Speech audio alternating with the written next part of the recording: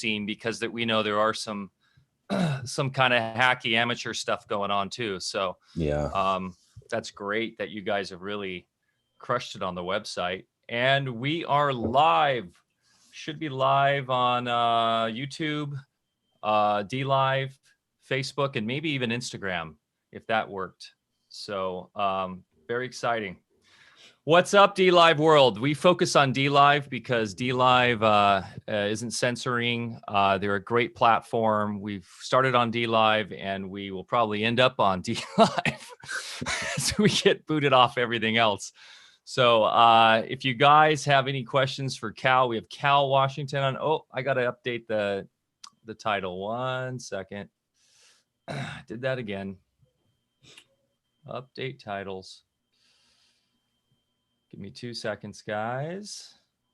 I'm going to call this Universal Law versus the Corporate Superstructure. How about that?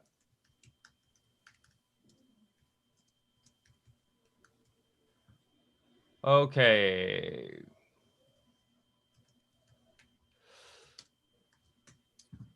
Yeah, Cal Washington today, guys. I know you guys have been looking forward to this.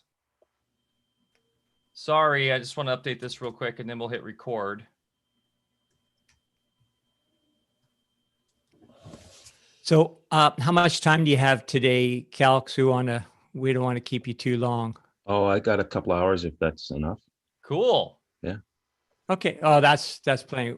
We love we usually that. go a couple hours and then sometimes cut it short if a guest is not able to spend that time. But yeah, that's typically our time.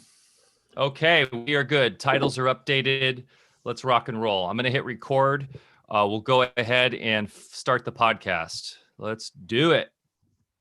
Pumped on this. I'm looking forward to learning a lot here because this is not my area of expertise, but Bear Lando has got a little bit of experience in this. So this is going to be a really fun talk, you guys.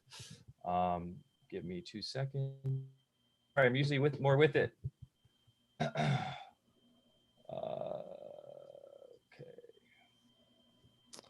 Okay. I'm going to hit record and we will go.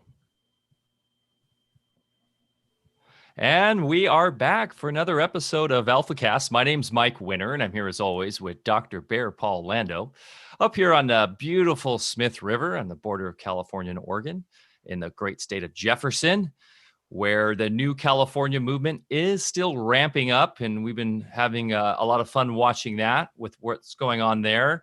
What else is going on? Winter has kicked in. We are focusing already on prepping for spring and getting as much information as we can out to our co-op as we develop that more. If you are interested in getting more information about Alfa Vedic, you can go to our website, alfavedic.com. We have an emerging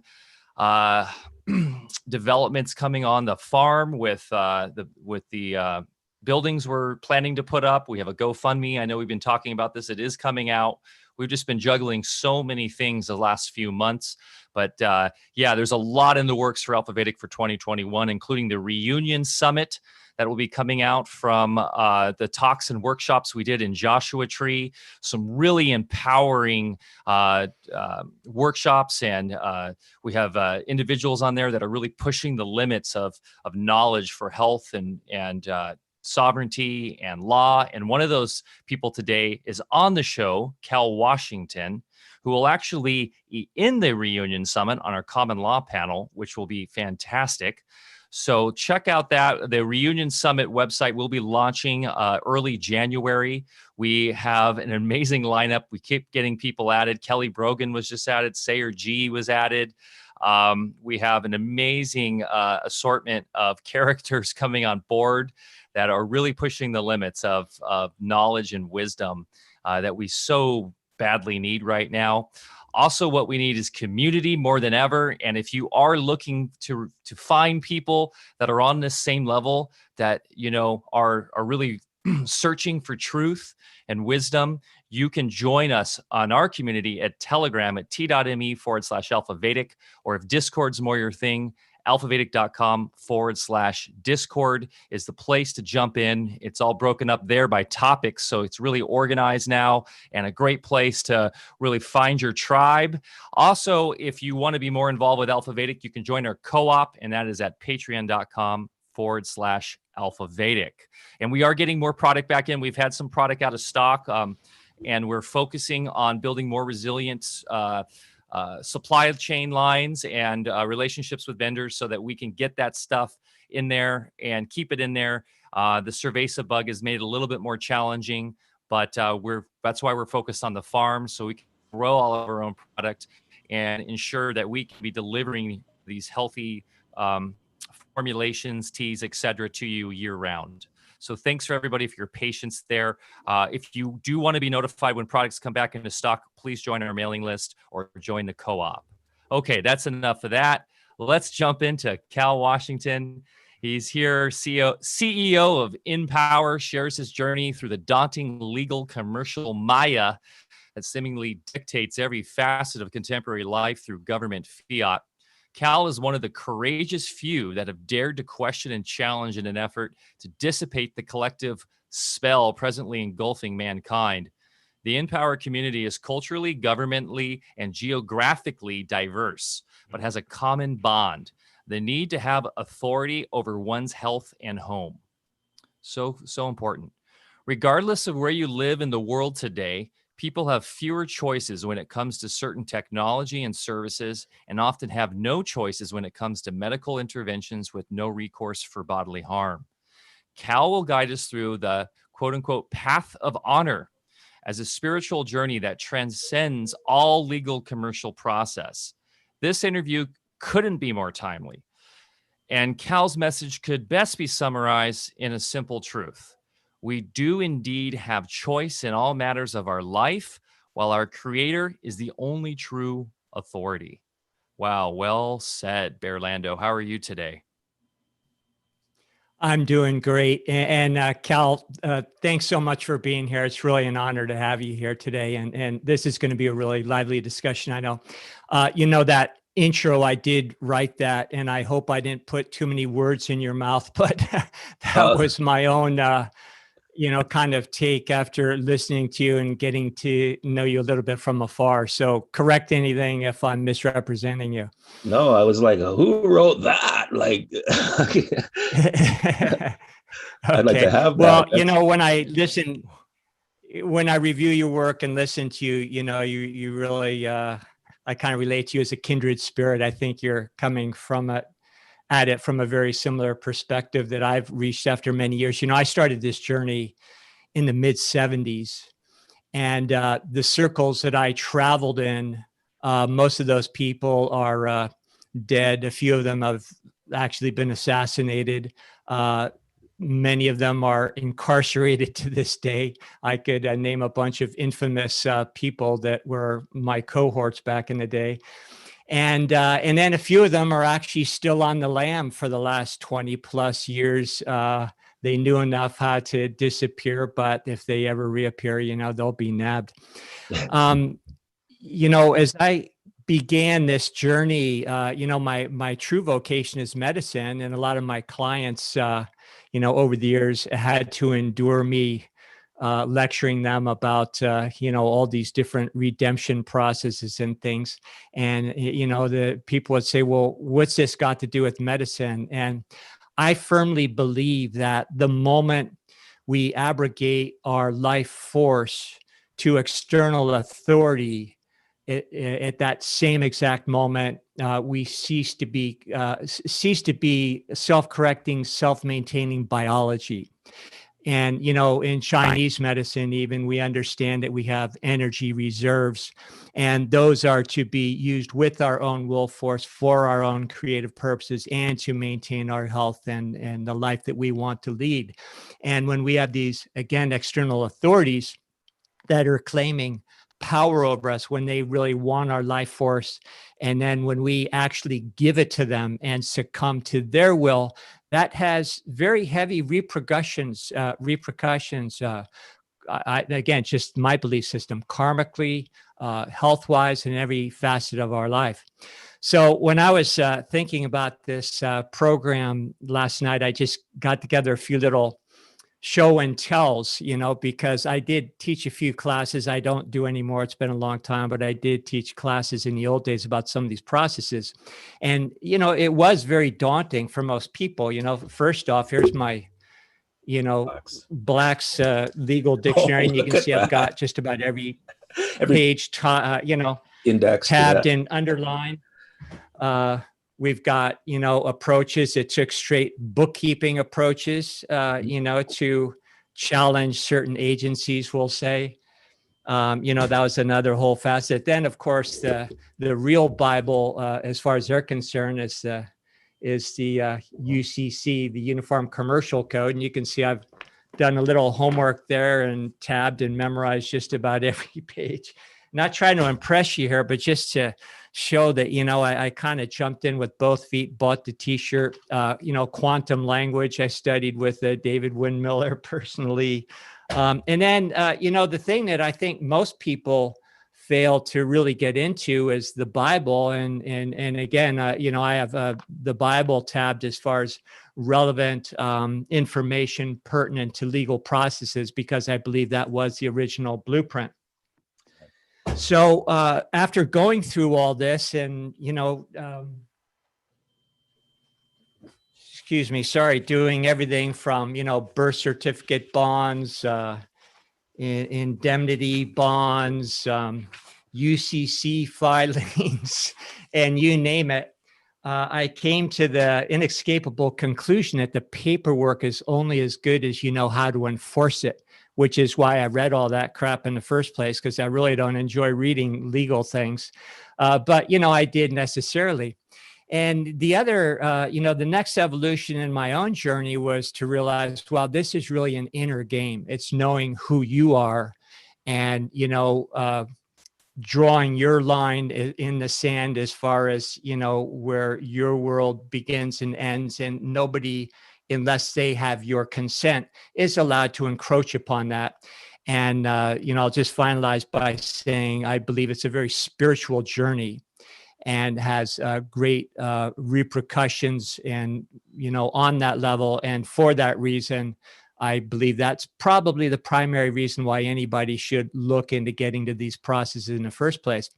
Now, I deliberately don't keep up with a lot of the, the latest evolutions of the work, that people like yourself are responsible for, just because I don't have time these days.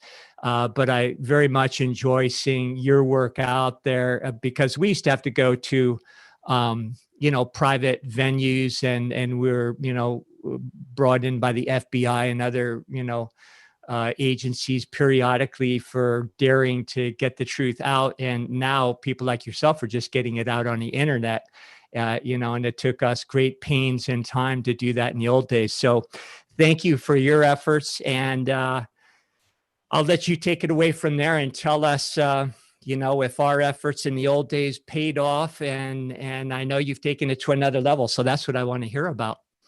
Yeah, well, I wouldn't say it's another level, but I guess maybe it is. But I recognize some of that paperwork. I recognize those logos and everything. That stuff's been around a while, and I'm aware of some of the original. When you say redemption, I know who you're talking about there, and those words aren't used that much anymore. But that was the start of it. And a lot of the pioneers paid dearly for sort of pioneering that. And I took a seminar, and I was already embroiled in the court system and trying statutory arguments and the name game and all that stuff. And then when I put my first commercial instrument in, similar to some of the things I saw there, the judge ran out of the room, and that was the beginning of the end. That was the turning point. And so it was a couple of years of learning more and trying to understand it, because it is a bit confusing. And then just a lot of trial and error, and I was able to get free from the whole thing. So where they just leave me alone, which was my goal. So then we, flash forward, met Josh around that time as I was coming out of that, because the province here ended up owing me a large sum of money based on an instrument that they took, and he had to balance the books, and so he heard about that, and that's when I met him, and then we became friends over the years. And he did the smart meter movie, the Take Back Your Power. And as he was showing it, he found that a lot of people were coming out in a negative state because he was showing something, it's new information for them, and they all came out in a gloom, doom, fear state, and he had there was no solution for it. Like, what do we do? It was, it wasn't enough just to show the problem. There had to be a solution. So he asked if there's something I could do with paperwork, and I looked at it, and I could see it was all commercial. And therefore, yeah, I'm well versed in that, and I wouldn't say I'm the be all end all, but I'm I've been down the road a couple of miles and then back some, and off on a couple of side gravel roads, and so I knew enough of what was going on there, that it was a tacit agreement offer, and so I knew exactly what to do, and so I wrote a document. And wrote it in such a way that I knew I wouldn't be able to educate people to get to understand their standing or get out of the system, doing exiting type strategies and all that. It's just too much. And so it's written as if you are in the box, don't know anything, got all your ID, pay your taxes, vote, like everything doesn't really matter. You can be fully in, not even know that you're in, and this document will work. So that's what we need, a plug and play system, because especially these days, people don't have the time to digest all these materials that I just showed you. And I don't blame them for not wanting to do that. And so it boils down to, we're in a situation, I think, of two classes of people on the planet: those that want to be left alone, and those that don't want to leave you alone. And I think that's the situation we find ourselves in now. So maybe you could start us off with some baby steps as far as how to get there. And, and I know that's all well outlined on your website, and you have, that sort of information. So if you could maybe, start with that. Well, the document itself is based on, it's based on a simple contract. And a simple contract has 4 elements. That's an offer. There has to be a meeting of the minds where you disclose what it is you're selling or doing, and how much money it's going to cost. So it's and all the issues. So you have to give full disclosure. That's the meeting of the minds. Then there has to be an acceptance of the offer. Somebody has to go, yeah, I will accept that, or I want to take part in this contract and do this transaction. And then there has to be the actual exchange of the goods and the money, and or performance on the, like if it's a like labor or something, you have to actually perform the action. So it's just 4 elements as a simple contract. What they've done right now, the ones that don't want to leave us alone, as was described, they are deploying weapons, but they're using commercial means. So at InPower, we're dealing with 4 things. And that's the smart meters, 5G, forced vaccinations, and the spraying in the air, geoengineering. So all of those things are being done by commercial entities. It's not, an army from a country or something deploying these weapons. It's an actual corporation. So it is commercial in essence. And then they're putting out offers, everything, because I looked, and the offers are out there in the form of commercials and announcements in magazines and on the internet, and et cetera. 5G is this wonderful thing you're going to be able to download, blah blah blah blah blah blah blah, on and on and on. So those are the offers in the contract. So you have to see them for what they are. And then if you don't, because they've turned you into a merchant with your birth certificate, if you don't respond, then you have responded. You have assented to it. It's called tacit agreement. So that's the mechanism that they're using.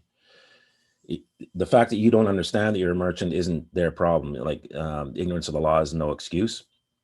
So, and you engage in commerce all the time anyway. So that's what they've done. So they put these things out there. Even the vaccines, you'll find, I don't go looking for it, but I imagine there's advertisement, and there's a lot of rhetoric on the news about, this is going to stop X, and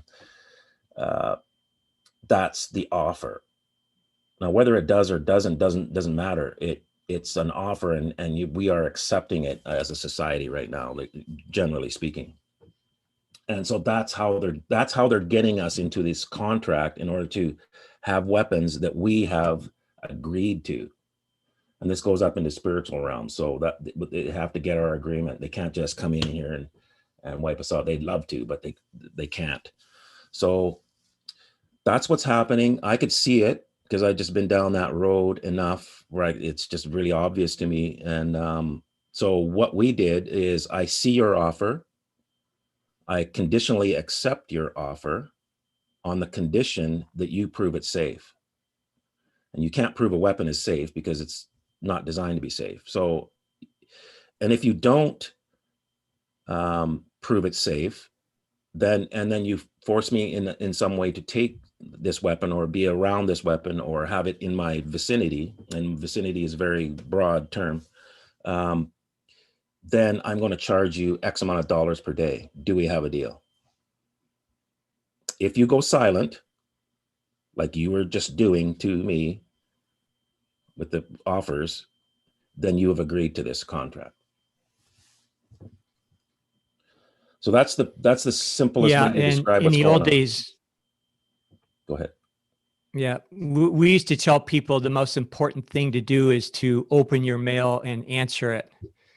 And I know back in the days, if I ever got a letter from an agency, I'd, kind of stare at it on the kitchen table for a few weeks before I dared open it up, because I didn't even want to see what was in it. So it's important, imperative to open those things up and answer everything. Otherwise, you are acquiescing. I agree. Yeah. So that's the premise of what we're doing. And we're doing it on those four agendas only, because they are worldwide and they're affecting everybody. And, they're trying to affect everybody.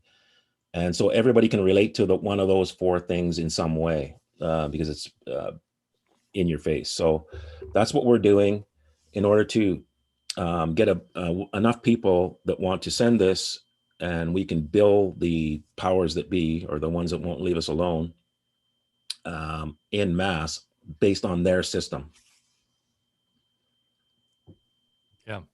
Yeah, it really is an opt-in slavery system.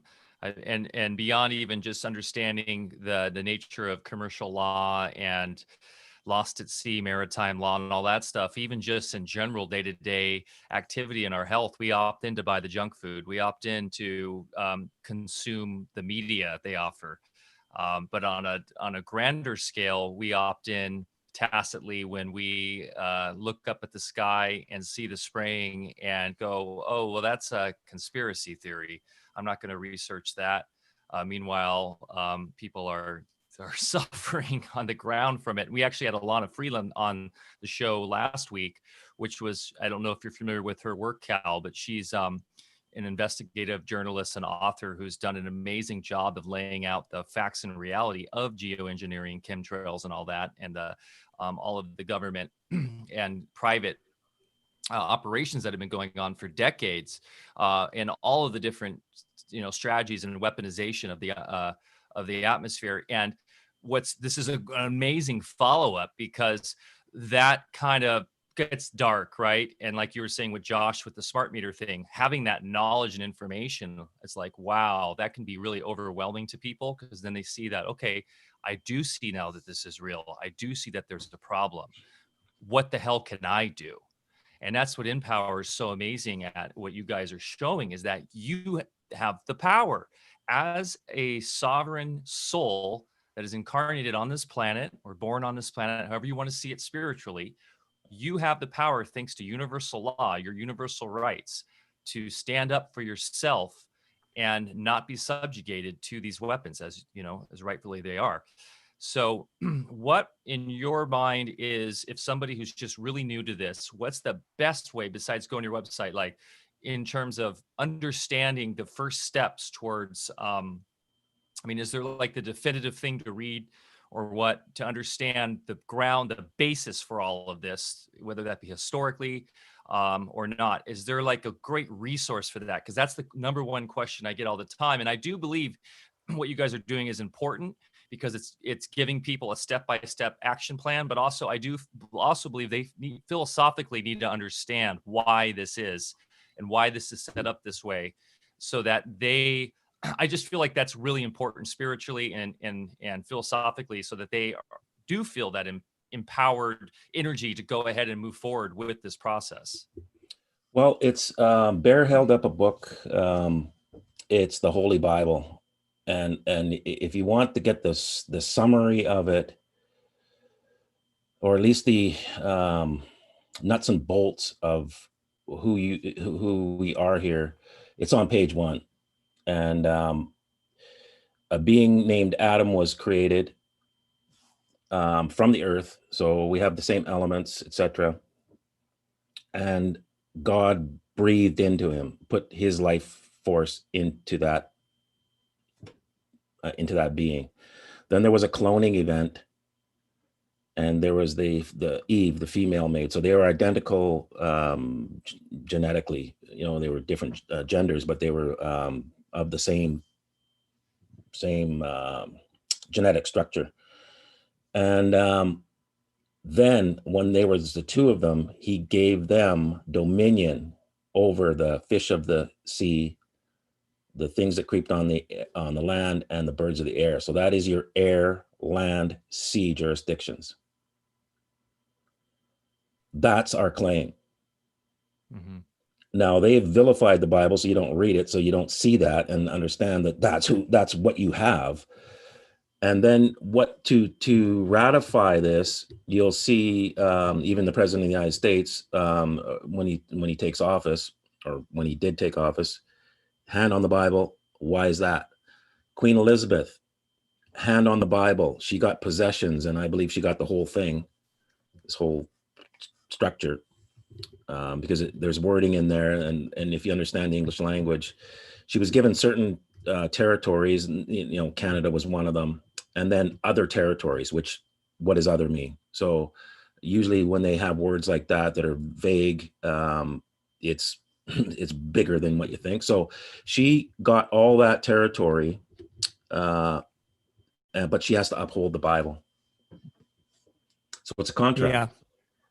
So that's our standing in spiritual realms and in all things.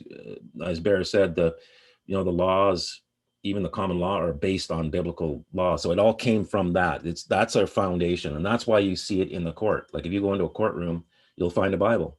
You go into a school, you won't. But when at least Bear and I were kids, there was Bibles in schools, and we said the prayer, Lord's Prayer, and other things. So it was part of your upbringing in public school. That's all gone, but it's still in the court. And the reason why is because it's always in evidence, and they can't get it out of the court. So, Cal, since you brought up the story of Adam and Eve, and that the Bible tells us that Eve was created from a rib from Adam, and I happen to know that the rib is a very rich source of genetic material used in genetic engineering to this day. And you also mentioned cloning. So do you have any understanding or anything you'd like to share as far as who's doing the cloning in the first place? I don't know it because it says that God did it, and Adam was put into a deep sleep, which sounds like anesthetic, like a full-on general anesthetic, and then a rib removed, and then another being was created from that. That's all it says. There's a lot of interpretation that the Anunnaki made Adam and all that stuff. I don't believe any of that. It's the breath. And had they made Adam they wouldn't be trying like crazy to breed, like to get to the bottom of the genetics. Like, why are you so like just, you know, chomping at the bit to try and figure this being out? And then why are you doing CERN trying to get to the God particle? So it's not, they weren't the ones. Like they're trying to make us believe that, but they're the absolute creator put himself here in the form of Adam. That's my theory on it. And then there was the cloning event. So the two genders are equal, literally, and we all descend from, or at least that DNA strand, because I think there was other beings here, and they still are here. But that DNA, that genetics, we all descend from that. And we are all one, literally. Like, I think you understand more than I do how I have children, so I know that, you know, that is me right there, and I am my parents, and therefore we are all literally one thing, right? Descending from one man and one woman who are identical as well. Mm-hmm. So I've heard you mention before in some of your talks about beings. So you're not suggesting some malevolent force of Anunnakis or something, but, you know, maybe beings in higher spiritual realms?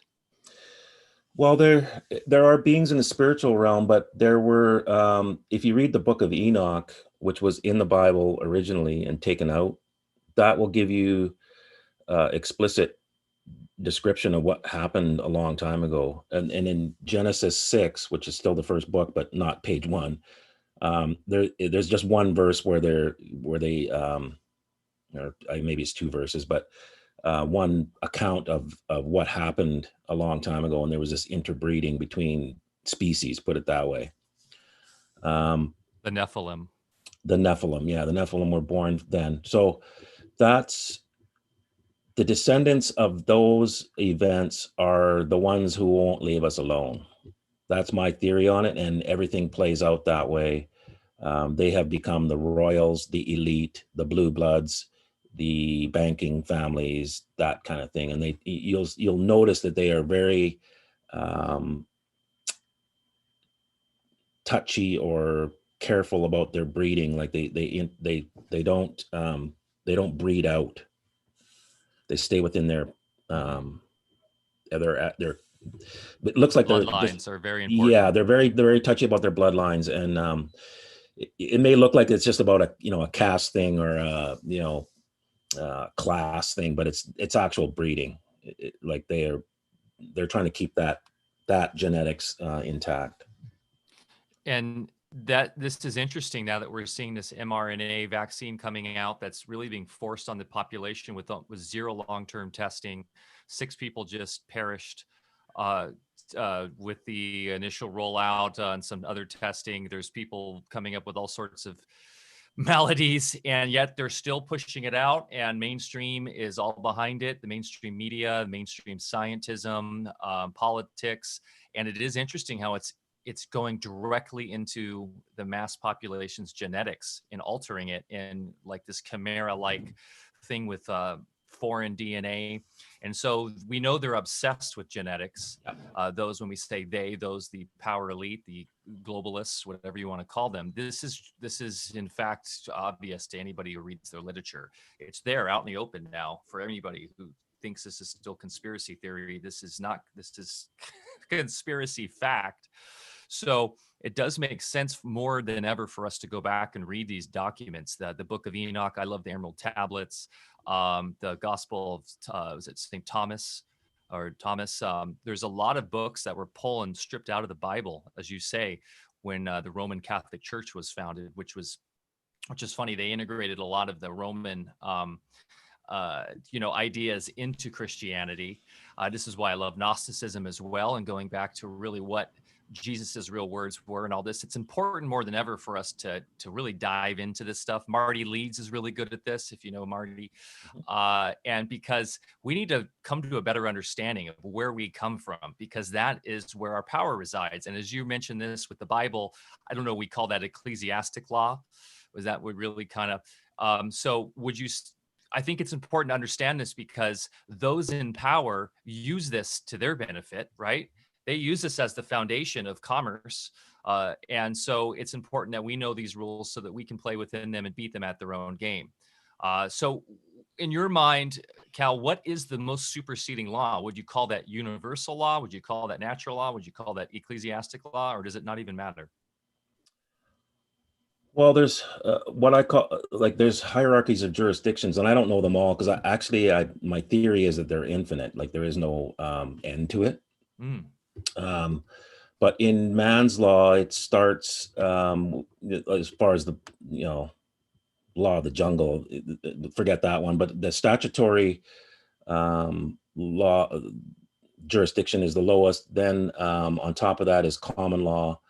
And common law and law merchant are fused together, and then you move into spiritual type laws, and that's where the Bible comes in. That's the interface between the two worlds or the two dimensions, or however this works. Right? We're not given all the information, but it's clear. There's enough information in the Bible, just enough. I think there was agreements on what we were allowed to see, and that's why some of the books were taken out. And then the Book of Enoch has resurfaced towards the end here, so we can get a little bit more information. But as you said, when you see the obsession with genetics, and then you read the Book of Enoch, you'll go, this has happened before, and it's just repeating. And then Yeshua said the same thing, as it was in the days of Noah, so it will be at the end. And at the time of Noah is when they were doing all this stuff, and it was total mayhem. So they are trying to change the DNA of the Adam being, and or eliminate a lot of that being. So it's that's the goal, and they're pushing really, really hard and getting very aggressive and getting sloppy. And that's going to be their downfall. I think they're really desperate. They're running out of time. They got the wrong guy in the one country that you can actually hold a defense from. As I was reading, because we're in 17 countries, I've had to go and start to study each country, and you start reading some of the foundational documents of these places, and it's like, what is this? Like, how are you even operating? And but the United States is absolutely unique in the world with that Constitution, and it's like they knew we needed this country for this time. It's as it's like, wow, they had that in there. And so the United States is the place where you could mount a defense against this worldwide thing. And I think the wrong president got in a couple years ago, and that's thrown a wrench into their works. And so that's why the thing's kind of stumbling, and they're pushing really hard to keep it going. It's go ahead, Mike. I was just going to say, on the U.S. side, we've had this discussion before with Tom Barnett, Mark Patelic, that the U.S. is unique in that we have still have a two-sided reality where we have, of course, what every country has now, which is the incorporated nations, entity, which I guess has changed every 70 years. I don't know what the years are, 60 years, according to the original contract they had with England. And we can get into that and trust law and all that. But also, we still have the ability to be sovereign here, as Bear can attest to. And I think the United States of America is the only place in the world where you can do that, if I'm correct. I think so. Canada is a mess, but so the indigenous people have they have the strongest position as far as if it push came to shove. But the United States is unique in that Constitution and all the things that go along with it are amazing, that you could mount a defense from, and that's what InPower is based in the United States. And as I got into this, it turns out that's probably the best place that it could possibly be. And we're doing everything in American dollars as well, so that brings it into U.S. jurisdiction. So all these things that I'd kind of learned and we just did are all, it's like who thought of all this, and now it's all coming together, right? And it's really amazing to be a part of what's going on here, because there's a really high intelligence that's that is making massive chess moves, and it's incredible to watch. Yeah, absolutely. And I've been convinced, more than convinced, for a very long time that it's a race to change the human genome. And of course, that's where vaccines come in. And that brings me back to a question about process. So as we learn how to not give our consent for some of these things like vaccines, how important is it to dissolve the nexus that we've created between ourselves and their authority all the way down the line? So what I'm asking is it possible to, refrain from consenting for, say, vaccines, but still be in agreement to all the terms and conditions of all the other contracts that start with, birth certificate, voting registration, driver's license, banking accounts? Some people would suggest, well, if you're in on any of those, they've got you because it all goes back to the same source. Or is it possible for people to live within the system, have those pieces of paper so they don't get beat up on the side of the road or tased or something, and but then still claim the ability to not consent for other things? Absolutely. And this is the thing that they have an Achilles heel, because they've moved, they're deploying weapons using commercial means. Now this may sound brilliant, and it would have been brilliant, except a guy like me can see it. They weren't counting on that. So they've left themselves wide open. So you can be a merchant, you can be totally immersed in the system that they imposed on you without your knowledge. You can be absolutely in the box, and you can make a move like, I conditionally accept your vaccine upon you proving that it's safe. You got 14 days to prove it's safe. If you can't prove it's safe, and then you try and vaccinate me or anybody in my direct or indirect care, that's how we wrote it. So you decide who is in your direct or indirect care. And what care means, we have a clause in there that says all words are as the claimant understands them. And they in any contract, they could cross that line out, but they don't. So that's how it goes. All words are defined by the claimant. So anybody in my indirect or direct care that you vaccinate, I'm going to charge you X amount of dollars per day. And just so you know, go and read the acts about the non-liability, the exemption from liability. It is within a state or federal court only. So yeah, they're safe from lawsuits, but not from a commercial contract in the private. So what you're talking about is notice of liability is one strategy here, where Yeah. you could, if you have a despot who's trying to enforce one of these weapons upon you, and you've already shown that you do not consent, and you've gone through those processes, and they still try to force it on, then that is breach of contract, and you can basically take them personally to task on that. It's not breach of contract, it's ratifying the contract. They are performing on the contract. Mm-hmm. Therefore, you owe me X amount of dollars per day. And if you understand their system, and the reason why they can do anything is because of this idea of money. So without it, this isn't happening. So they have to have money, and spiritually speaking, we captured it all, and they tried doing timeline jumps, and we captured it all. So we're going to bill, I'm just going to say it, we're going to bill all the money. Say that again, Cal. We're going to bill all of the money, all of the money that the so-called elite banking families have.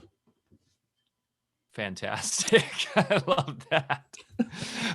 I mean, So- go ahead, Bear. No, I was going to just ask Cal, could you elaborate a little bit more on how that would take place and what that actually means? I'm following the gist, but maybe some of our audience doesn't. Yeah, I think you get it, and it is, it's a deep subject, but because of law merchant and a document called a bill of exchange. A bill of exchange, I'll cut to the chase. A bill of exchange is money. It equals money. They are identical. So that's, you have to get your head around that, because it's a bit out there. And I'm not saying I agree with any of this stuff. I just know how it works, and this is how they're doing it. This is how they've amassed so much wealth. So just understand that I'm not agreeing with this. This is just how it works. So a bill of exchange equals money. Therefore, if you have a contract and you have a bill, and the bill has to have a date, a sum certain, who owes who, or like who owes something, and who's the recipient of that that debt, and then a signature, that becomes money. That piece of That's paper. because, they reside in the debt system. Debt is the whole basis for value. So that makes total sense. I mean, if you look at a fiat piece of paper here, I mean, it says this note is legal tender for all debts, public and private. Yes. So that is the basis for their monetary reality that they have enforced upon us through commerce. Yeah. So anybody that has a bunch of those pieces of paper has a bunch of money. So now just extrapolate this out. You're putting weapons up here, and if you put them near me, I'm charging you daily. Ding, ding, pieces of paper. According to your system, money is a piling up on my desk. Interesting. One thing, Bear, we could extrapolate this farther and even develop a blockchain process and flip this on its head, so that we could actually have a ledger showing that that publicly is an agreement upon all of those of us who create our own trust or create our own organization, that all come into agreement that this is true, and then we could all be billing them together. That is exactly what we're doing. Beautiful. So we're going to be recording all of this, and just like Bear will understand this, but everybody holds their own paper. So they're the holder it's not in due course because it's their own paper, but so everybody holds their own paper. It's the paper does not transfer to me or anybody else. We decentralize that. And most people won't understand even the ramifications of it, because I could have said, send the paper to me, and you know how that would work, but most people wouldn't even. So we are telling people, hold your own paper and hold it, carefully. We will record it, and we will have validation from the post office that the mail was sent, the bill was sent, the documents were sent. Post office, that brings in that jurisdiction. We use notaries, that brings in that jurisdiction. It's like we're putting their stuff right, like bang. And we're using people who they turned into merchants and are uneducated. And how do you like us now? Wow. Yeah, an important part in my development, one of my early teachers was Tom Schaff, and he wrote this book. I don't know if you ever saw it, but he's an accountant. Let me just say that for those listening, it's called The American Voters versus the Banking System, the Technical Guide to America's Hope, Volume 2. I will throw that in the show notes. Go ahead, Bear. Yeah. So, based on this work, we actually challenged a lot of agencies in the old days with just basic accounting principles. And I think if more people understood the basic ledger sheet, for instance, if we go in and get a loan, allegedly, because banks don't have any money to loan in the first place, money is a misnomer. And then that goes on, the right side of the ledger as a credit for the bank, that routes through the the clearinghouse of the Federal Reserve. Then they create a debt instrument by way of securities exchange, and then that routes back to the original bank, and that goes on the left side. And they're supposed to be responsible for taking care of that debt with their fiat system, but of course they stiff us with it. And, so yeah, there could be no so-called money in the first place unless we agreed to sign as sentient beings to create that energy that only a sentient being can produce in the first place, to create an asset for the system. So we really are being farmed for our energy because we're just talking about energy exchange. And I think it's also curious, correct me if I'm wrong, but I believe, doesn't the Hebrew word for sin, doesn't it translate loosely into debt? Yeah. And if Jesus did in fact die for our sins, maybe they were talking about this stuff a long time ago. Yes, they were. The Bible and commerce are mirror images of each other. And just so you know, in Revelation 18, verse 6, it says, take the cup that she's been giving you. And when I say she, that is the commercial system called Babylon in the Bible. Take the cup, fill it double, hand it back. In other words, use their system against them. That's the command. And then the rest of the chapter shows how it will fall. And so that's what we're doing. We're just following that command, and then it'll be what it'll be. And I'm excited, because we're coming out of this, and we're coming out victorious. Yeah. Absolutely. Yeah, there's a much bigger game and a much higher intelligence, and these guys are not in charge. And, that's the main message that we try to get across to people is, not only should we not be in fear of the so-called powers that be, but really see them for who they are. And their time is very short, for what they've been pulling off now. Yeah, my analogy is it's a chicken with its head cut off, and just running around. There's blood everywhere, and it's mayhem and scary looking. And if you've never seen a chicken with its head cut off before, you would think you can't kill a chicken. That's brilliant. Yeah, yeah. Yeah, it's I see that a lot with we have chickens here, and actually with a snake too. They got into a snake and it ripped its head off, and it was going like nuts. And I almost feel like that's a better analogy because we're dealing with snakes in the hen house. But yeah, Cal, so moving forward on this, what is your opinion on citizenship? And is this a thing that keeps us aboard the ship sailing? It's a great question coming from the chat here. And do we denounce that? Do we, like in the US, we can have what's called, your state sovereignty. Is this something that is worth trying to develop if you are in the US? And what we call this is your status correction, right? There's a big thing happening right now in this movement with people moving towards that. Is it too late to even bother doing that? Does it not even matter? Like we said, you can kind of exist in both jurisdictions anyways, or is this something worth exploring still?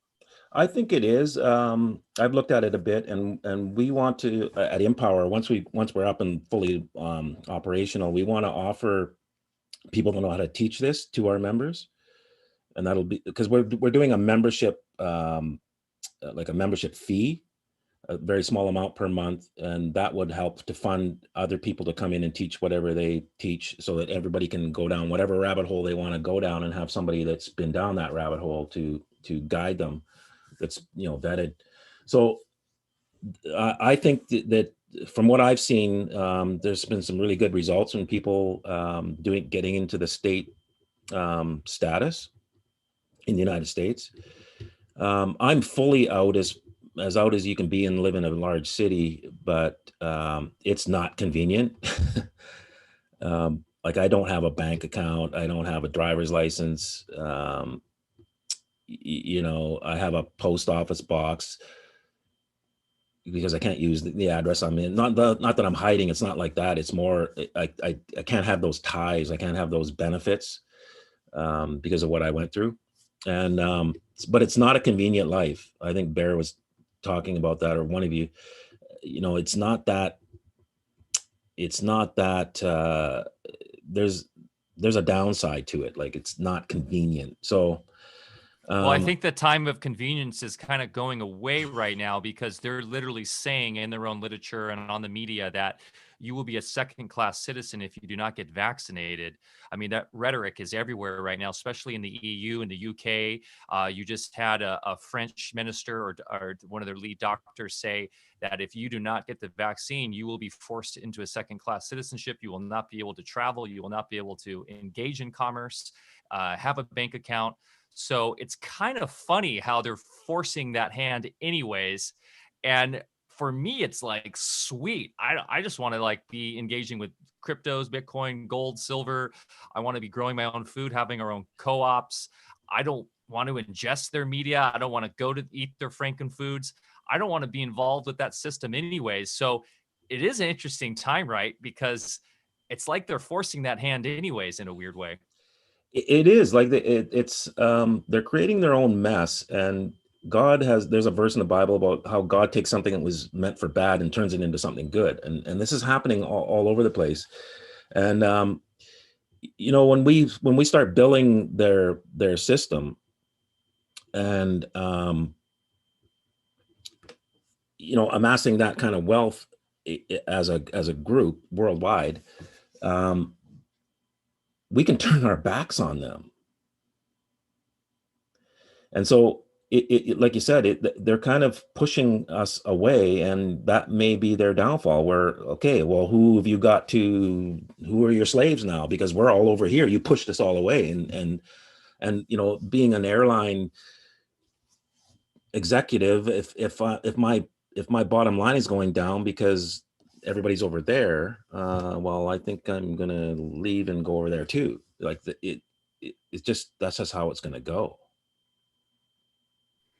Yeah, and the big problem they're going to have is when a lot of their agents and law enforcement, the gatekeepers, when they are, and they're starting to wake up, a lot of them now. I know folks personally, we have the sheriff that lives right up the road from us. And, they're really about protecting our rights, at least locally where we live. Now we're in a rural area, but when they wake up in greater numbers and no longer enforce, these legal statutes against us, then I don't see how it can go any other way but in our favor. I think the biggest detriment we have right now is a certain part of the population really buys into it. Mhm. And they're just kind of hopelessly brainwashed. But I believe the other thing we have to realize is there's not that many of them. The silent majority is still a majority. Yeah. And a lot of the majority is no longer willing to be silent. Yeah. So going back to my earlier question, since most of this is about a trust formation of some one way or the other, starting with our birth certificate, and tell me your take if it's different. Is it possible to remain in a position in that trust, so that you have more the directing, the trustee role, so that you're not subject to the penalties that they try to impose on us when they, are constantly trying to make us the surety for their debt? Is it possible to, have their licenses and things and just create a situation where our relationship is not incumbent upon, just like the elites, of course, they are not beholden to the rules that they make. No. So can we create that same status, or do you think it's important that we go through a status correction in order to be squeaky clean? Well, you can do either one. Like a status correction and or exiting is one thing. Like I said, it's not convenient. Trust, you have to, there's a bit of education there, and that's a lot of people just don't want to put the time in. So like I said, what we have done is it's with the assumption that everybody's in the box and doesn't even understand there is a box, let alone trying to get out of it. So that's what we're doing, just so that it's available to everybody. But we do want to have, we're working with some people here locally who seem to have the family trust thing down for at least for the Commonwealth countries and United States. And so that will be offered to our members, like, so that anybody that wants to go down that road. But it is, it's not like just fill in the dots. Like you have to be educated, and they'll provide the education, but you got to actually go through it and understand it, because it's not I think it was said at the beginning, paperwork is one thing, but it's really, you got to know what's going on and be able to hold that that reality, and the paperwork is just a reflection of it, so that you're informing others, like, this is where I am right here, this is my bubble, like stay over there, please, not even please, like definitely stay over there.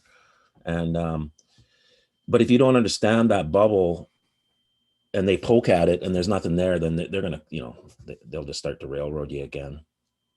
This is a fantastic book that I recently purchased. It's Be the One to Execute Your Trust by David Robinson, if you're familiar with this. But this is one I recommend. It's an easy read and something I need to go through again. And probably what I'll do is we'll upload this.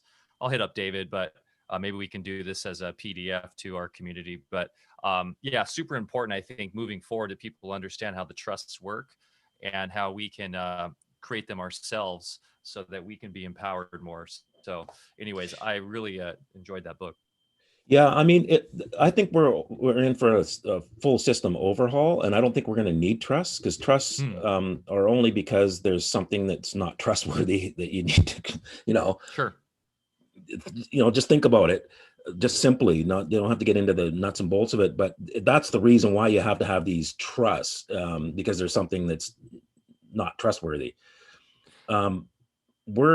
I think most people, and I'm generalizing, I think most people generally conduct themselves honestly, and nobody's perfect, but we're not, there's an element, and it's very few of them that have this sort of criminal mind. And but by and large, the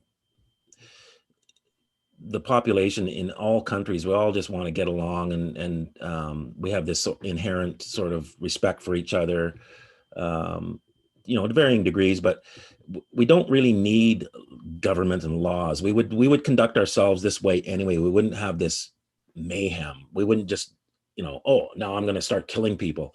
It's just not in us. And there is that element, there's the few, and they can incite a riot, because we do have a global mind, and that's what's happening now, is that they've activated that global mind with this pandemic. And I'll tell you how they did it too, is with toilet paper. Yeah. Well, because real quick on the trust thing, that is, you were right. You're dead right. And we know it goes back all the way to Roman times when they really brought the trust in, but you're right. You're kind of capitulating to the system, right? Yeah. When you agree to work with that. And that's why I love Bitcoin, because Bitcoin is trustless. And that's what is really important, is understanding the natural law of mankind, as you so rightly say. And they've twisted it. They've made it sound like we're all immoral and selfish. That's what the Keynesian economists said that mankind is inherently selfish and will always rise to doing what's most selfish for them, and will rob their neighbor if they can. And they've somehow manipulated with this postmodern neoliberalist idea that humans are just all for themselves and will fight and create disharmony whenever they can. So we need the super state corporate structure to create the balance, when in fact that's inverted. And mankind is inherently peaceful and wants to just live in harmony. I truly believe that too. And that's when it goes back to the Bible and all that. So that being said, spot on, Cal, for saying that, because I'm, as someone who's more of an anarchist and believes in true crypto because of that, I feel like that's the future, that we need to have more faith and trust in our neighbor. Yeah, and the Book of Enoch, when you read that story or that book, you can see that we were taught all these things. We were taught metallurgy. We were taught how to make weapons in war and all that stuff. It's something like soldiers that, I've never been a soldier, but my dad was. They have to really kind of brainwash you in order to become a soldier. Like you don't just very few people can just all of a sudden kill another person. Like they have to actually make you believe in this. And so we don't inherently want to do that. We are inherently peaceful, and we were taught certain things, and therefore now we need to have a babysitter, and they took on that role, that from this long time ago, this genetic thing. They feel themselves to be better than the descendants of Adam.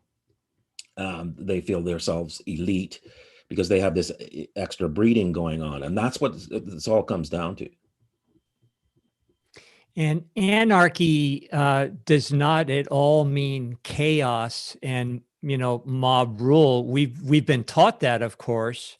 And of course, everything they don't want us to understand, they demonize or invert in some way or the other. Anarchy is just, again, not capitulating to an external authority. And in fact, anarchy, I believe, is the ultimate, self-governance that this country was originally founded upon. And self-governance, going back to some of your comments about, well, maybe self-governing isn't as convenient. It does take a little bit of effort, but I would really tell anybody who hasn't delved into it deeply that learning this information is very rewarding. It may seem dry, but when you really understand what's at stake and what it means, it's more than worth the effort, because most people now are operating under these just kind of vague fears and anxieties, and a lot of it coming from government abuse. But, of course, who am I to fight City Hall? But when you realize the truth, you understand that no, nobody really does have authority. There are choices to be made. There is remedy. And I think the more you understand that, then a lot of times, in my experience, you don't even need a lot of the processes in the first place. You almost become somewhat invisible to the system. That's been my experience. I stopped fighting them a long time ago.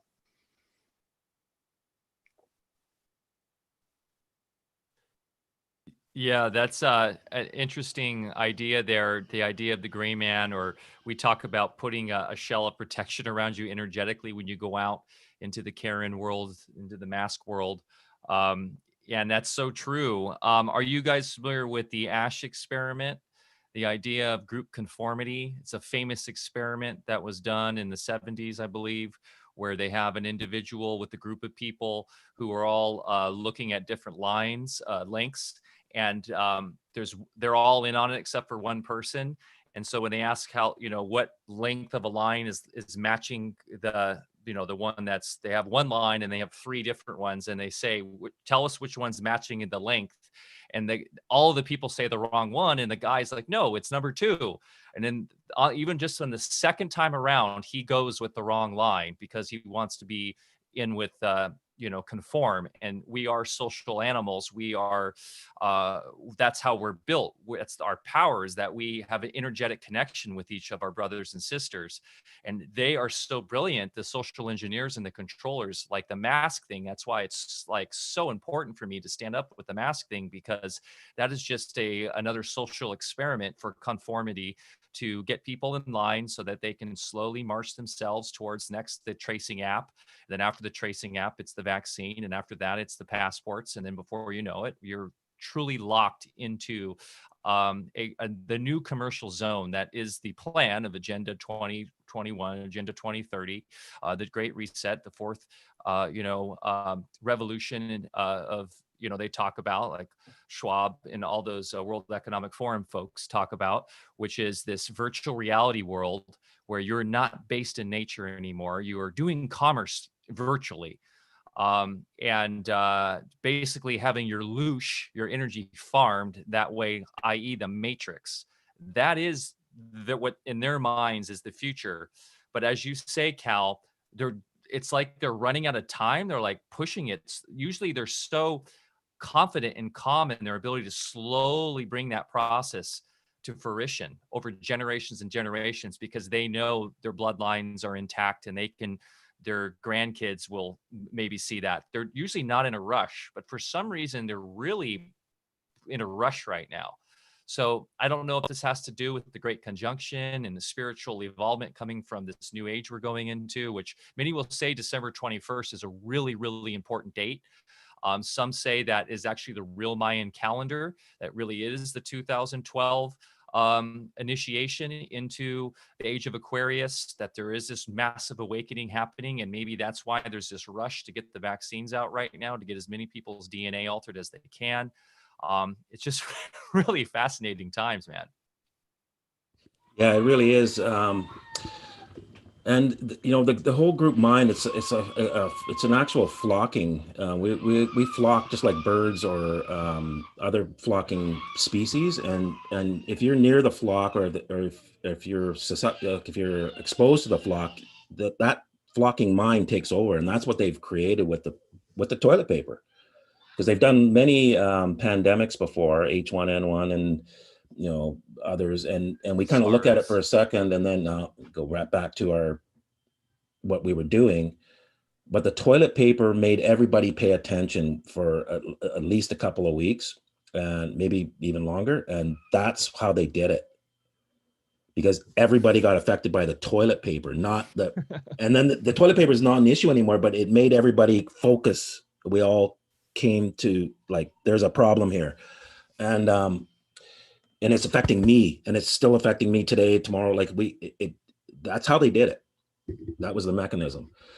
But that said, that thing is activated, and they still have it activated with the mass. But that thing can turn just like a flock of birds. It's going one direction, and if it gets a message to go over here, the whole thing could easily flip.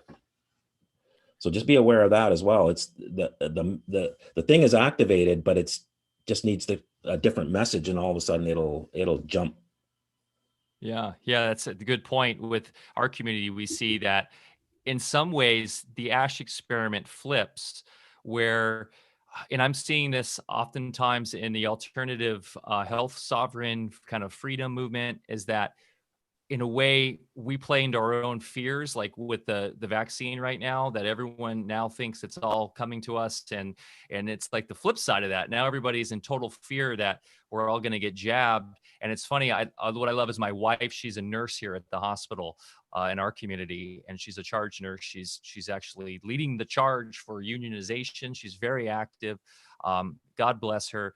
And what's funny is, like last night, I was saying to her, I'm really getting concerned. You better not take this vaccine. You better not get the test too, because we've heard there's nanogels on the swab for the PCR test. She's like, Mike, one, the swabs that we use are just regular old swabs, like we use for all the different things.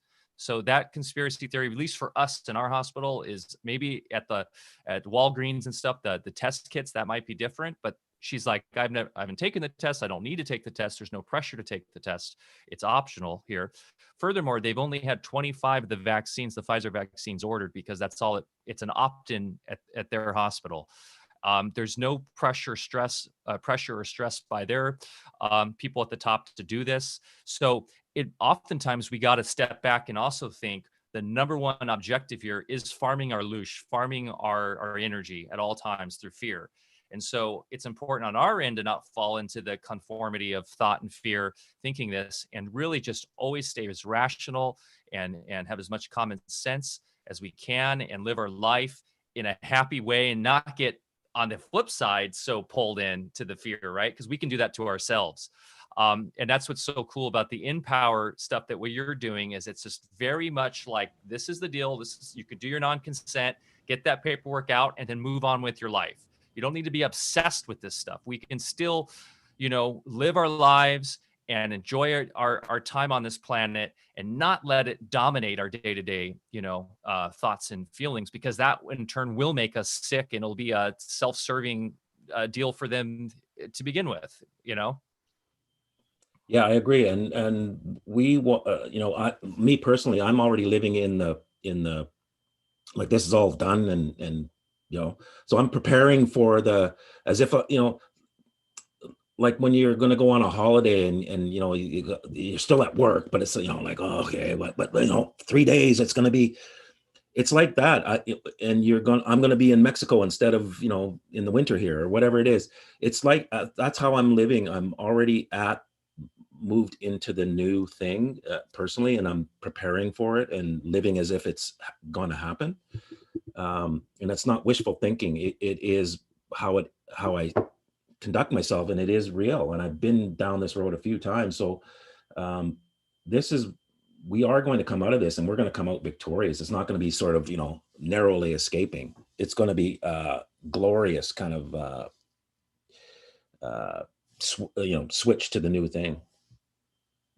We're talking about timelines, and I think it's important to understand that there's larger timelines that have to do with the concept of time.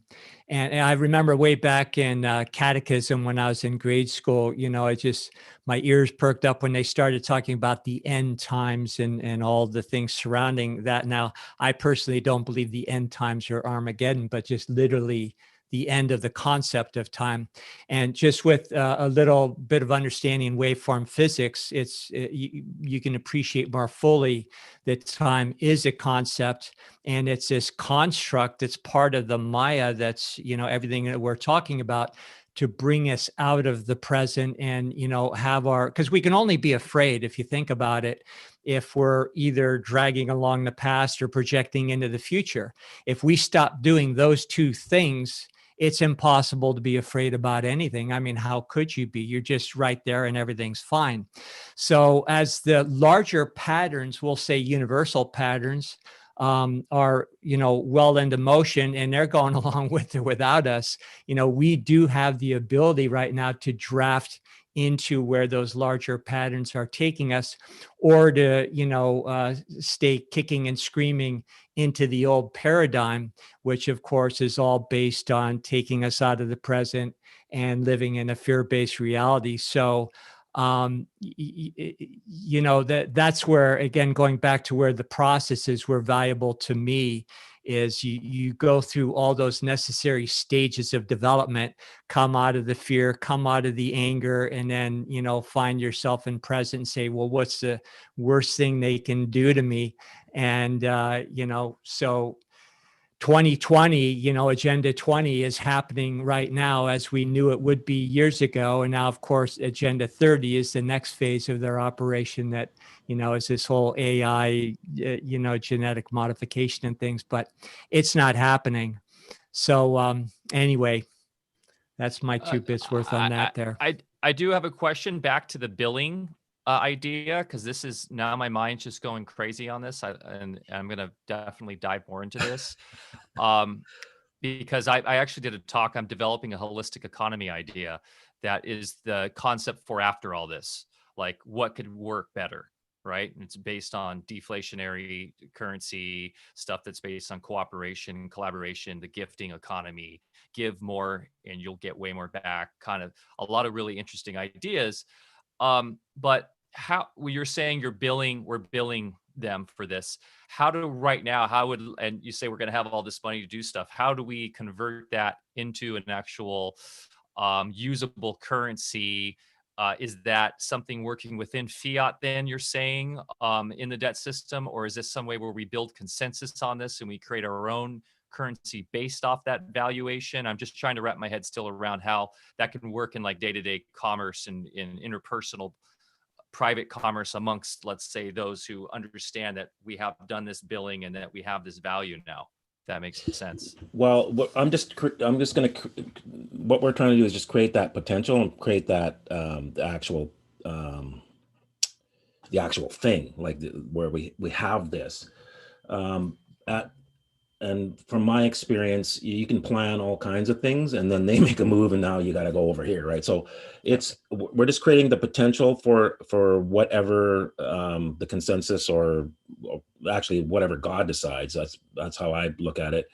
And so right now, the thing that I would want to do, or that I have in my mind, is to redistribute that amongst those that did the paperwork. So, and that would be using whatever is available technologically at that time.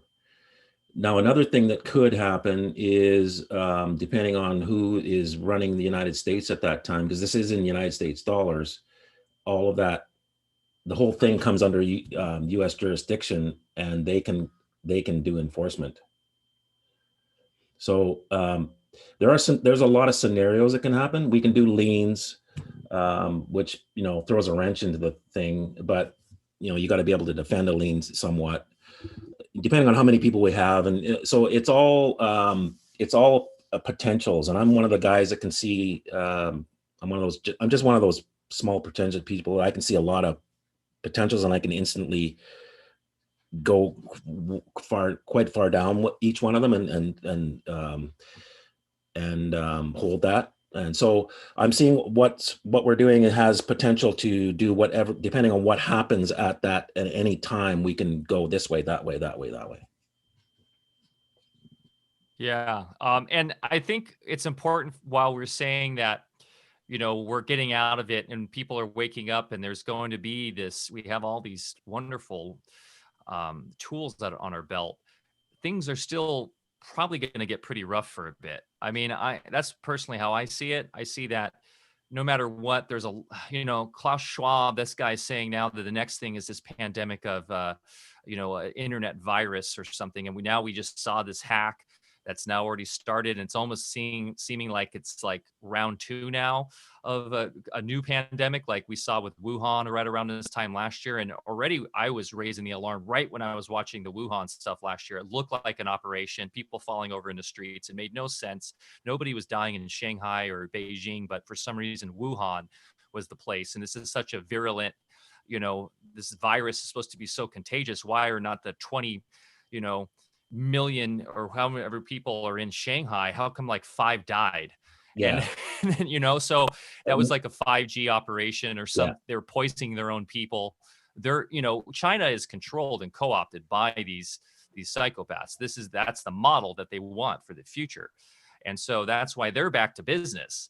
And, and so where the Western countries that have still liberty in mind are the ones under attack. So that being said, we do stress that it's important to have some backup plans. Now you're in the city. Do you have for you, a bug out place or anything like that? Or you just denied that reality altogether in your life, and you see that as not something that's important to have, the ability to go be at a place that's kind of away from the cities, and where you can have at least some food stash and water and all that? Or is that just not something that's playing into your reality, Cal?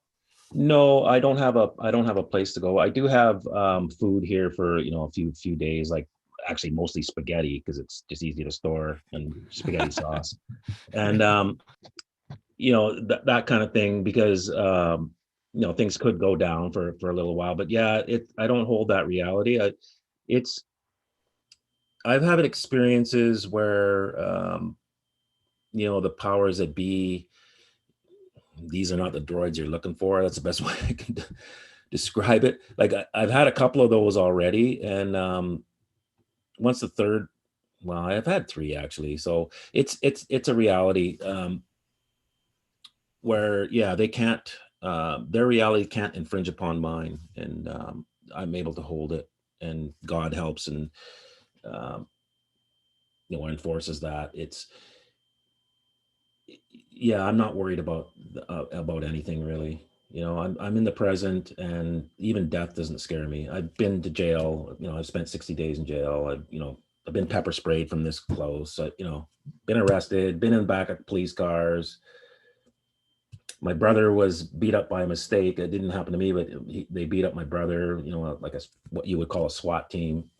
And I've been through it. I paid my dues. I've been through the fire. And which is a valuable experience, because what have you got to be afraid of after you go through that? Yeah. And it also leads us to understand that the only authentic trust was the original one, which is between ourselves and our creator. And someday each one of us have to return to that level of trust, and the fear is gone. Yes. We have dominion, and that's the thing. That's the key to this. We just don't believe it. Or we're not aware of it because we haven't read the Bible. But that's that's the contract, and they have superseded that through claims and all kinds of maneuvering and money and all kind of trickery. But at the end of the day, we still have it. Like it's not gone. Yeah.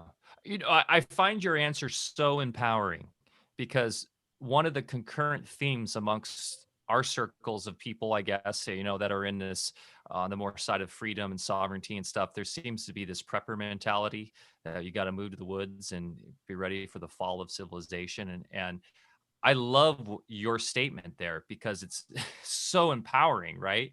The idea that we are in control wherever we're at, and we can't live in fear of that. I personally like living in the country just because I like the lifestyle. I like the ability to go hike and fish and all that, but I do love cities too. I lived in cities most of my life. I just find them miserable now. But but that being said, I think this is a good segue into moving forward to the future. I believe cities can be magical places of commerce, of culture, of the arts, right?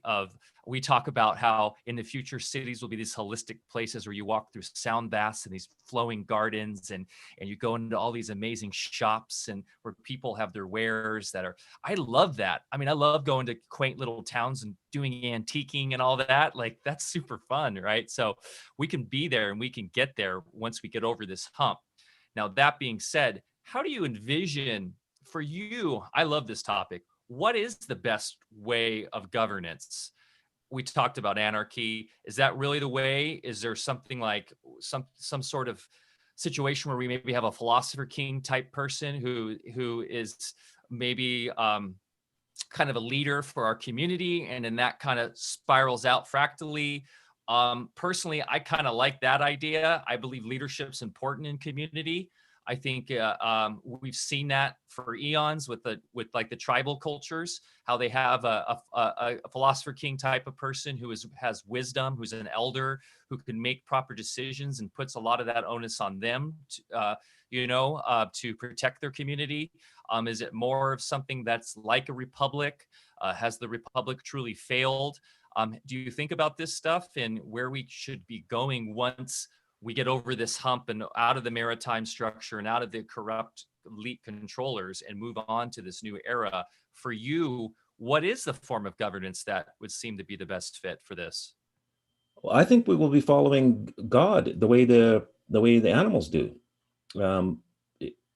It's we've been dragged away, and our attention is not where it's supposed to be, and not that we've lost that connection, but we're not responding to it. We're responding to other stimuli, and I really do think that this is how it's going to be. We will actually be more how Adam was in the beginning, and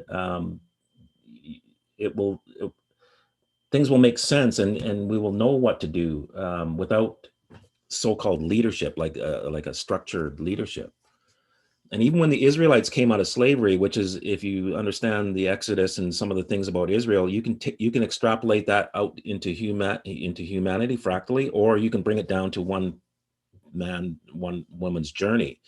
These are all types of, so you can see what the transition from, slavery, promised land. It's this coming out and into the new thing. It's a theme within the Bible, and you can see it over and over and over. Excuse me. When they came out, they didn't have a king.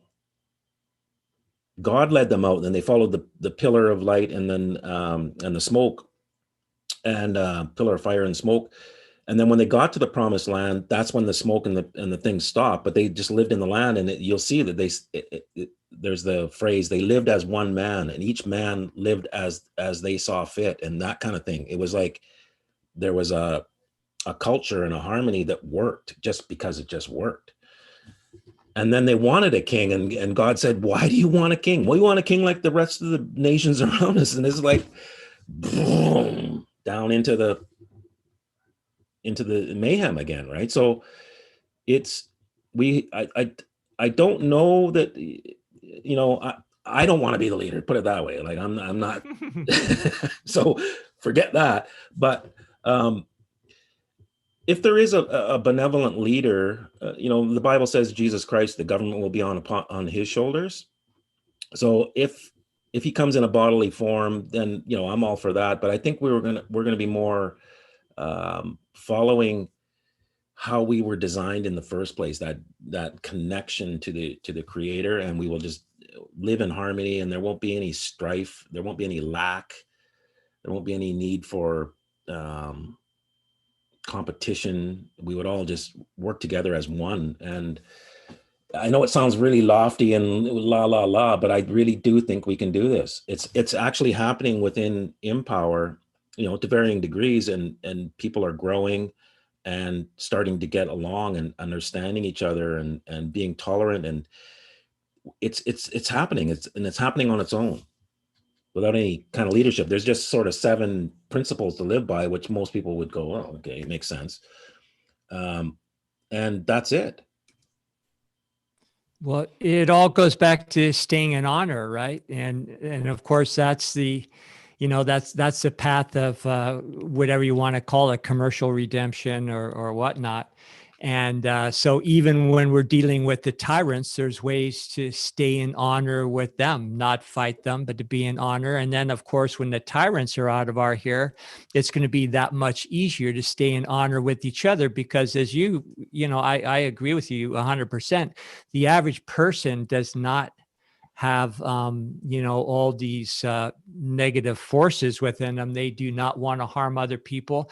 I've never met anybody who says, hey, wouldn't it be a good idea to go to war? Nobody wants to do that. We just want to live our lives. So I think using the commerce while we're still dealing with this force on the planet as a way of staying in honor, even with them, it'll just, I see it naturally, evolving into the way things that you're describing. And I don't think it's a lofty vision at all, because when I walk around my land here and, we're surrounded by wilderness, there's no electrical lines or anything. We're out here basically on our own.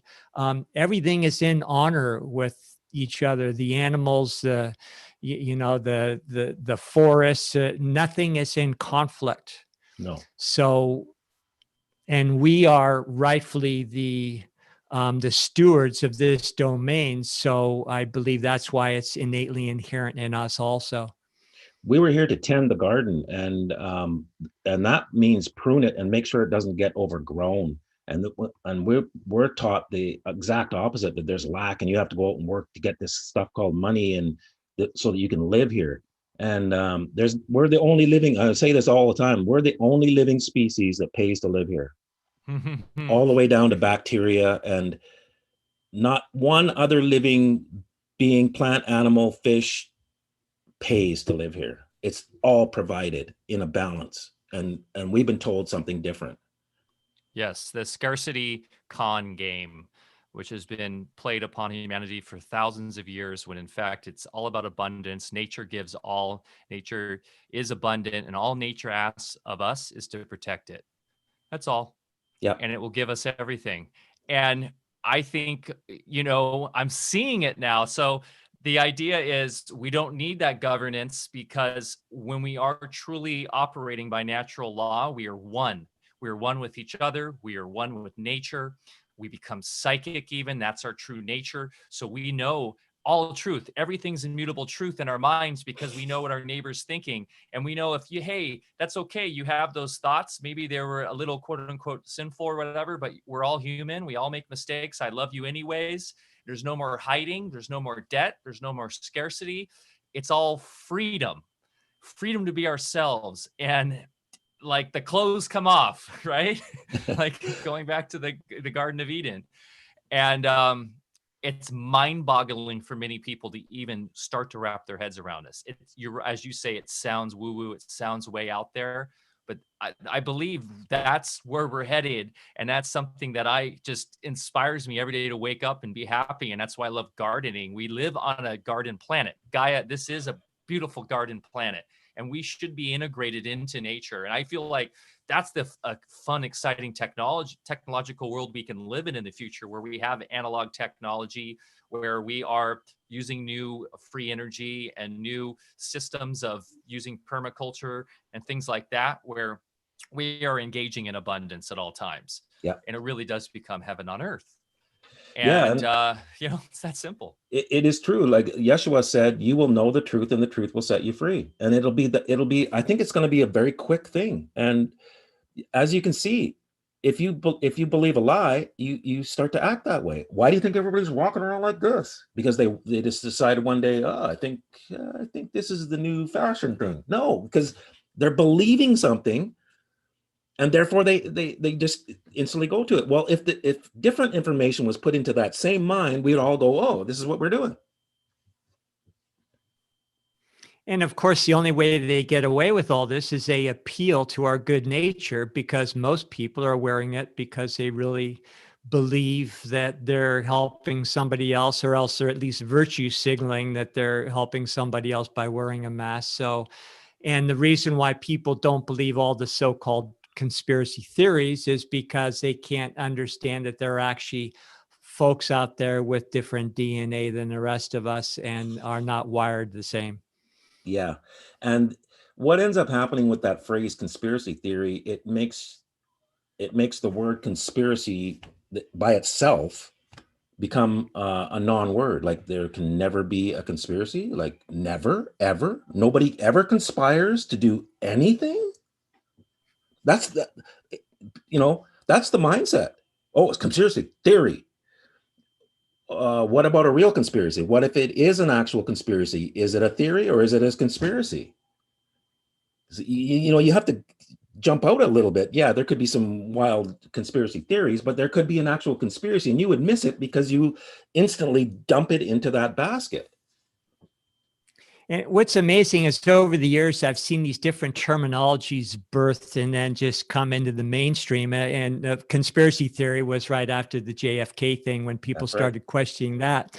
But then ever since that, I noticed, okay, Talking Head says this one time, and then all of a sudden this guy over here, and then pretty soon everybody's repeating it.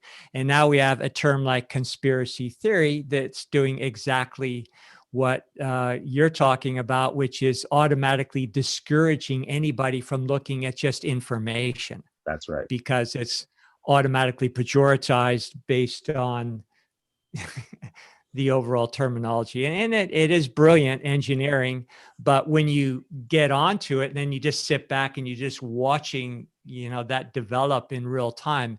It's quite amazing. Yeah. Well, they introduced it at JFK, and then they reintroduced it at 9/11. That Bush said it. And so boom, it was, and of course they had the group mind all focused in for, a couple of weeks there. We were like, whew. And that's how they do it. It's programming. Hitler had to do it analog. Like he had to have rallies. That's why he was having these rallies and this, and regardless of what you think about Hitler, but that's how he understood this. And, now they have technology, and I think it's more than just broadcasting a message. I think the new TVs are actually, they've had the flicker rate going since they were invented. CIA was involved from the very beginning with the television. That's why they call it television programming. Yeah. I mean, the language, right, is always there. To flip the script real quick, I do have a question about the post office, postmaster general, and all that, and how this plays into jurisdiction. There are some people with on the quantum language side. I don't want to name any names, but I know who you're talking about. Yeah, is that real? I from what I can see, it is. I heard about it a long time ago. I heard about this man a long time ago, and I've looked at it a bit. I have a feeling we're going to cross paths at some point, and then get to the root of that. But everything I've seen looks like it is, and judging by the stories, how they're reacting, that's usually how I go, because I've had that kind of thing, right, where you're doing something and the words out of their mouth is there's no validity to what you're doing, but they're shaking, the paper's rattling, they're so scared. So it's like, and so I don't know him personally, and so usually if I can get around somebody, there's a bit of a discernment there, and so I think so. Just judging by the stories that he's saying and the reactions of the other side tells me that there's something going on there. Interesting. And I'll just say that I do, and I know maybe Bear has something to say about this too, but it is interesting with the election, the 2000 election, how it got delayed. It was like what we're seeing right now, but and how he relates that to everything that was going on with the time and that they had to reset with and I'm not explaining it well, but it coalesces all together with his narrative, with what happened in the 2000 election, with how they had to basically go in and manipulate it and change it. And we're seeing that now again. But Bear, any thoughts on this? You know what we're talking about? Yeah, I don't know if it answers your question at all, but things that can be verified are the fact that there are two separate entities. There's U.S. Postal and then USPS. One's a private corporation, and also if you go back historically, there's a reason why one of the most influential men of the time, people at the time, became Postmaster General, which was Benjamin Franklin. And that was considered at that time the most esteemed position, even higher than the US president. So, there's a lot to unravel there. And I've been through some processes based on that information in the past as well. And there are processes also where you can go and do mailings for a fraction of the price if you know how to go through the original post office versus USPS. So yeah, there's a lot of truth there. And then I also know of certain individuals I believe you're alluding to. I don't have any personal experience there with those individuals. I kind of discern a couple red flags here and there, but again, that's just conjecture because I don't know these people, haven't worked with them.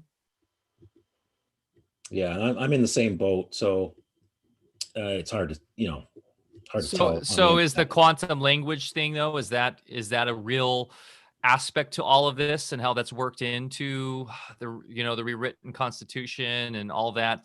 All this information is so fascinating to me. I did like Bear. I have the CDs from David Wynn Miller, but by the time I got that and tried to, I went through it, but it was,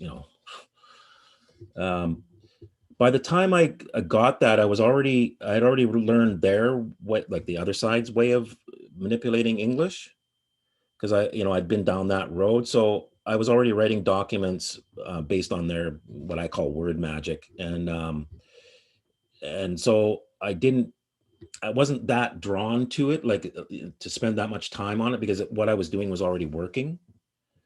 And so that's the only issue I had. Otherwise, if things weren't working, I would have tried that too. I would have, yeah, I tried everything. I had a little history with him. I had an earlier mentor back, in the early 90s or so. And then he brought me in contact with David. And he was already, working on all this. And I was living in Hawaii at the time. And it's too long of a story, but I was brought into certain circles that were involved with the Hawaiian sovereignty movement. And so David was... these were very close circles back then. There's maybe a half a dozen of us that were working in closed rooms together, and David was one of them. And I learned a lot from the guy. He's a brilliant guy in a lot of ways, other than that.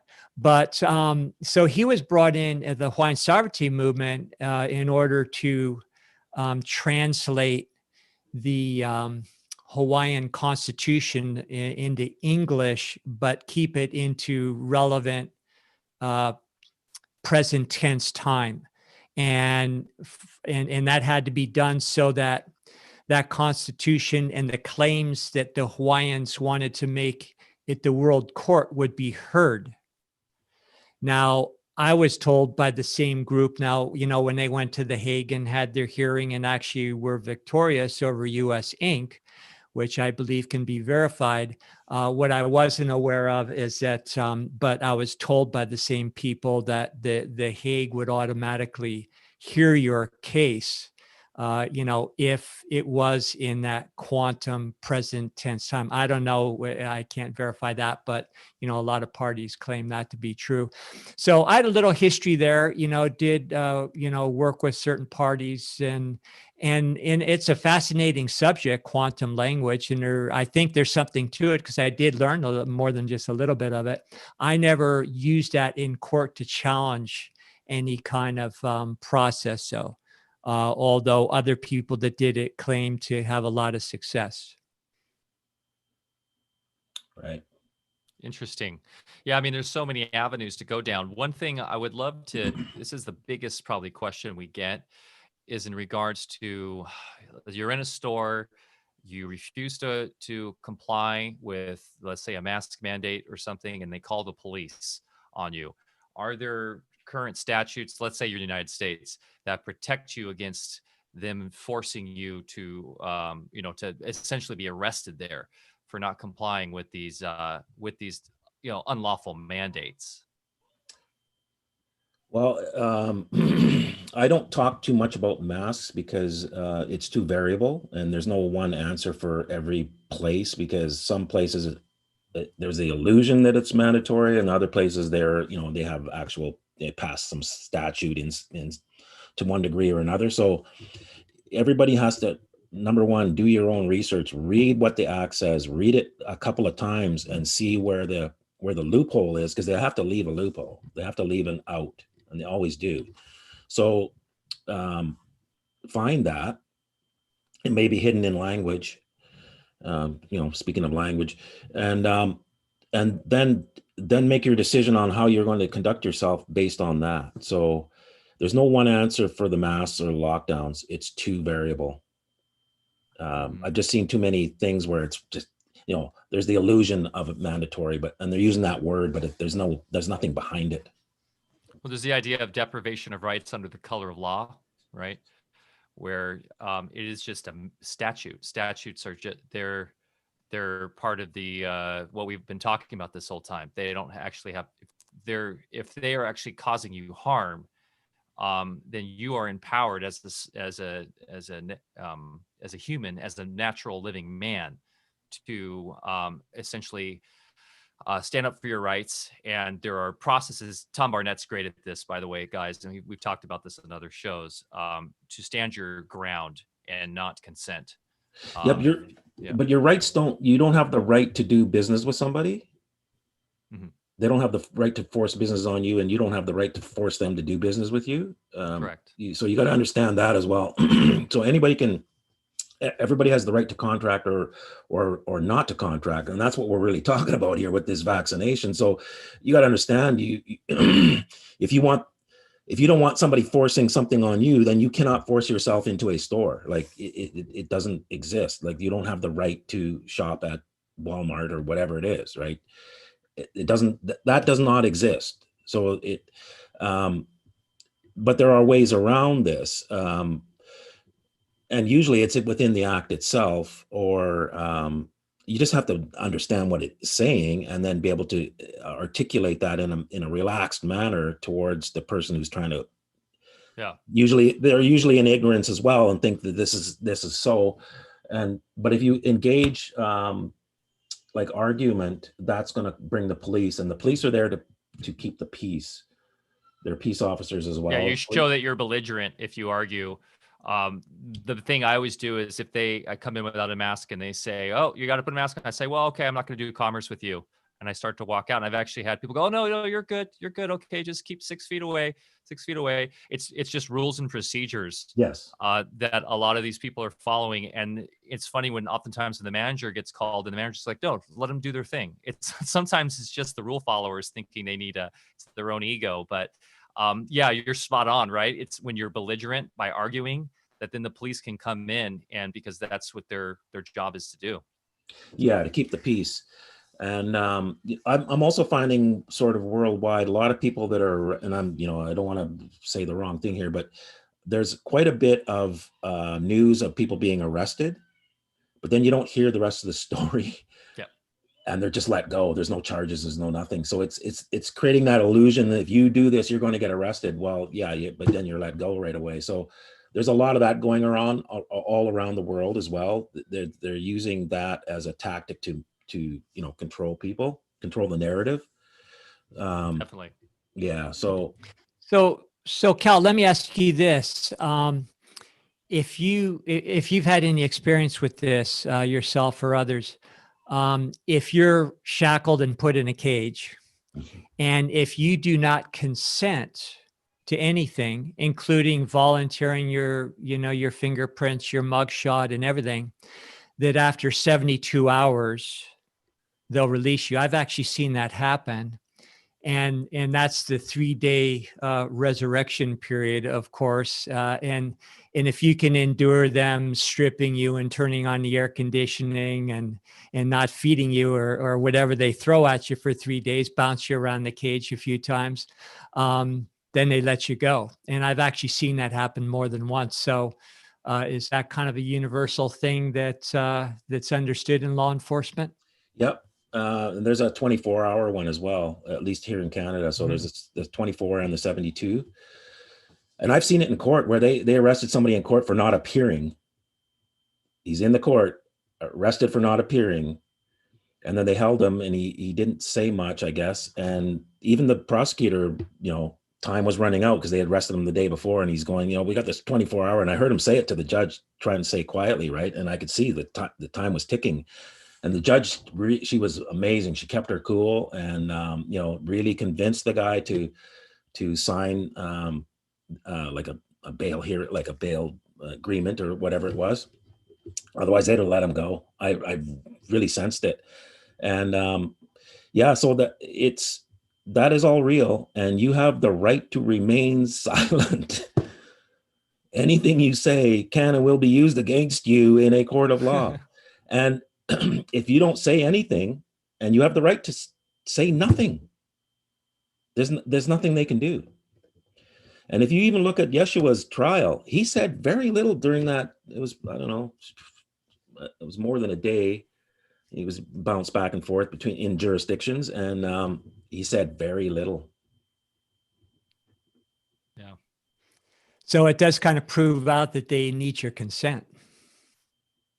They do. Because it's all commercial. So there has to be an agreement. There has to be those 4 elements. So, and they're adept at tricking you, but the and takeaway police here, know this very well. Yeah, some do, some don't. Mm-hmm.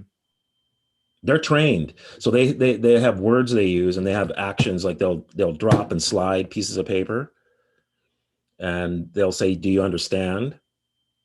And some of them do understand what it is they're doing, but most of them are just following procedure. They've been trained. Yeah, it's rules and procedures is mostly what we're dealing with. But I was just going to say, because we're coming up on time here, and God, we could talk for hours, Cal. But I think the main takeaway is everything's an offer in your life, from when you have your child in the hospital with the birth certificate, to getting a parking ticket, to taxes, to elections. Even everything is a contractual offer. And when we start to realize that, then we're put in the power seat, because then it's just how we deal with that transactional offering. And as Bear said, when you get something in the mail, you got to engage. And in that turn, you can send stuff in the mail and force their hand. Yeah.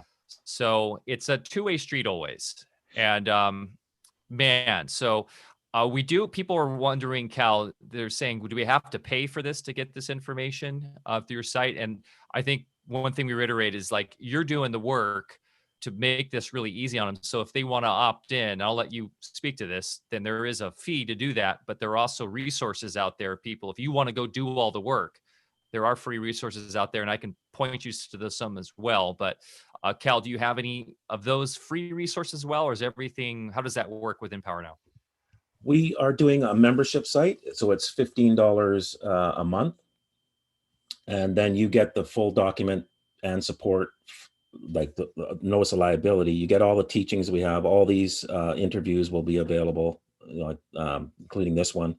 And then we are going to add people that know how to do state, how to change your status to state, and those that know how to do trusts and all that. So that will all be available to you at the same membership fee. And the whole idea is make this thing large enough so that that small membership fee that you're paying ends up being a large pot that can pay other people to add to the thing. So everybody gets way more than what they put in. Everybody. It's like a co-op. Yeah, except huge. Yeah. And we're billing, at least through our process, we're billing and creating a pot altogether as well. That's drawing from, notice to principals, notice to agents. So if you hit anybody on the pyramid, it goes to the very top. And like I said, there is an entity that resides in the United States that knows how to collect that stuff. That's more than reasonable. I can't tell you over the years how much time and money I spent traveling all over the country trying to, get this information. So, yeah, more than worth it. Yeah. Yeah, it's not even close. Yeah, even just what the notice of liability itself. When I used to help people with court things, tax things and stuff, to do a full administrative process, like customized, it was in the $3,000 range. And that was pretty cheap, compared to a lawyer, but still $3,000 as compared to $15 a month. And you like, here's a document, so the value is already there, like way beyond what you could possibly pay in the next 5-6 years. And then we're going to add more and more and more and more and more to it. That's fantastic. Sign me up, I'll tell you. So we'll put it's inpowermovement.com is the website. We'll put it in the show links. And yeah, I know our community is all about this, and it's, more important than ever, guys. So check out Cal's website. They're doing amazing work. Shout out to Josh Del Sol for connecting us. Josh is actually working with myself and Alfa Vedic on this summit.